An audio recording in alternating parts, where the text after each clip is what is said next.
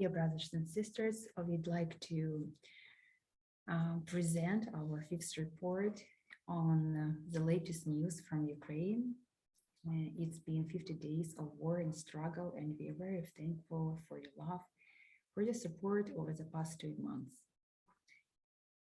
During a semi-annual meeting on April 12th, the Executive Committee of the General Conference unanimously voted to join the Ukrainian Union Conference directly to the General Conference.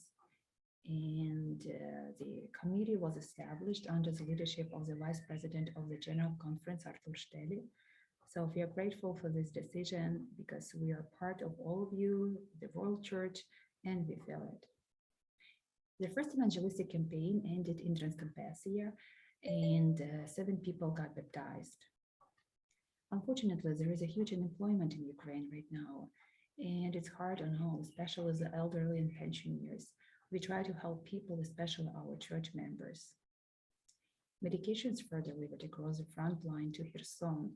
It's a very dangerous and risky task, but there is a humanitarian catastrophe in this hotspot, and there is our church and church members that desperately need this medication. So we are grateful that God helped the church to do that, to help these people. Today is a golden time for preaching the gospel. We used to pay thousands of hryvnias for people to come to our churches, to our evangelistic campaign, but now they sleep in our church buildings, they eat there, they live there, and we try to do our best to show the living God, his character, and his love. And here are 2 testimonies from church members who live in Kharkiv. The first one came from our brother who lives on the 1st floor in the apartment complex. And he was telling about a sudden shelling. The windows on the balcony, which were tightly closed, opened in an incomprehensible way. And it was the locks on the windows that opened. As a result, only the glass was shattered. And according to this brother, if the windows had remained closed, then most likely the frames would have fallen out. And this brother praises the Lord for that only the glass fell out. Thanks God. The second one is from our church members from Kharkiv as well. And almost every day their ministry is to go to the grocery store, stand in a long line, buy food, and deliver it to church members. And every morning they say, we prayed and asked God for his guidance on how to organize the day. We usually try to start our service earlier because at the beginning we had to stand in line for several hours. The day was really unusual. We got out of the house an hour later than usual. We stood in line, we went to addresses, then we got to the address of our church members, and on our way we saw several craters. There was intense shelling that day, and when we looked at the first messages on social networks about bombing in that area, it turned out that the difference between the bombing and our arrival was 1 hour. And we all understood that God had slowed us down that day in order to protect from bombing. And we thank God for starting the service an hour later that morning. And now I would like to share my screen and show you a couple of pictures of our fifth report.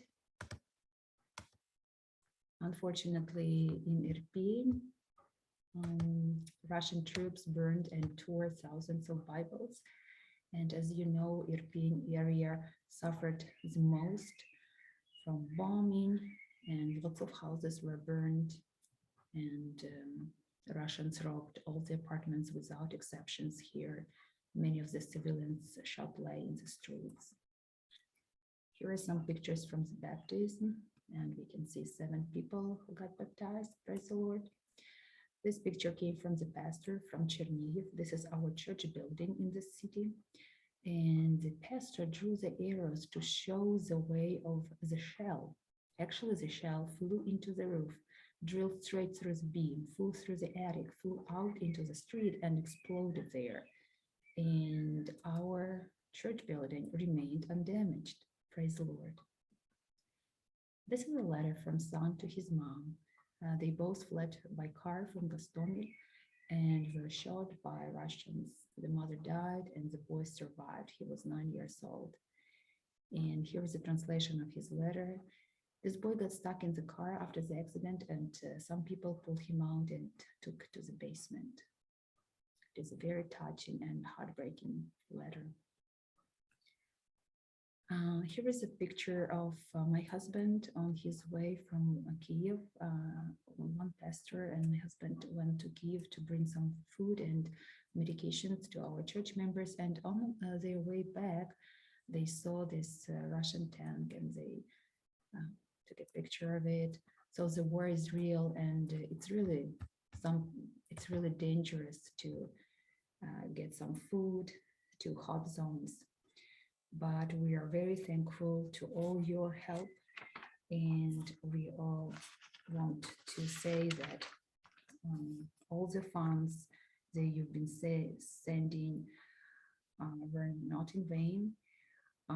Thank you for all support, and it meant so much to us and made this time less challenging. May the Lord bless you and your families, and we'll see you soon.